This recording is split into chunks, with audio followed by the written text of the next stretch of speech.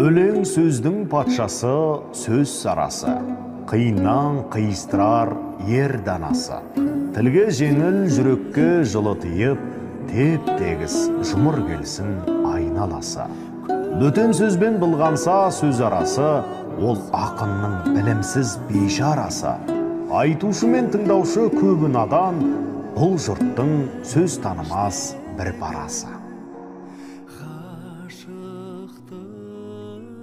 Шарасы бітпейді іштегі ғашықтық шарасы.